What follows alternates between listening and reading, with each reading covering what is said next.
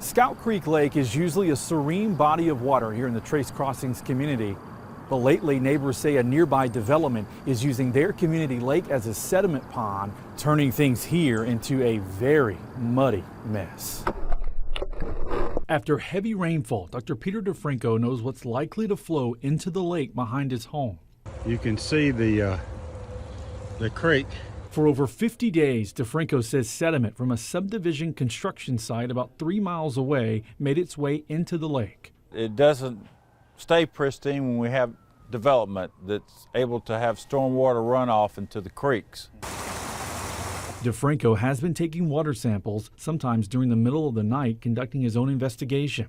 He measured high turbidity, which is a measure of things like sediment in the water, at levels over 1,000.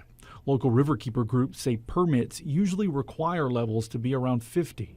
I've lived in Hoover for over 50 years. DeFranco has been to several Hoover City Council meetings and reached out to the Alabama Department of Environmental Management trying to get something done. This sediment gets into the water here and it kills the vegetation, kills all the small fish that the bigger fish eat, and it makes it really an amenity that we can't even use. In January, the city issued a stop work order on the development within city limits until the site is brought into satisfactory compliance. They also sent a letter to the developer citing the sediment issues and requiring them to comply with a best management practices plan along with state and federal ordinances. The city tells us ADEM has taken water samples from the site in the county and the commercial site in Hoover and issued a notice of violation to both sites. In February, an engineering firm responded to ADEM saying the developer has addressed issues by cleaning and maintaining the silt fences, installing erosion control mats on slopes, among other things. A follow-up letter says the site contractor removed approximately 14 cubic yards of sediment from downstream properties.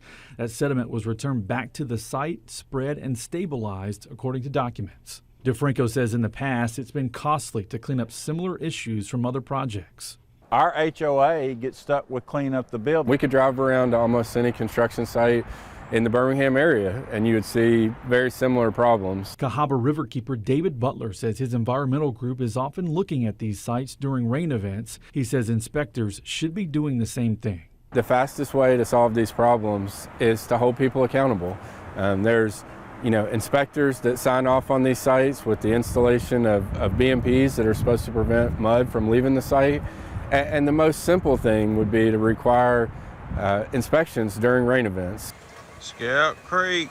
DeFranco would like to see stronger guidelines and regulations statewide during the developmental phase of any project around bodies of water. Right now, these guidelines that ADEM has produced, they either don't work or they're not policed and they're not enforced, and we have these problems like this going on everywhere, it seems like. We've reached out to the developer but haven't heard back yet. ADEM says it continues to review the information received on the construction site and will take additional enforcement action if necessary. I'm Josh Gant, WBRC, Fox 6 News on your side.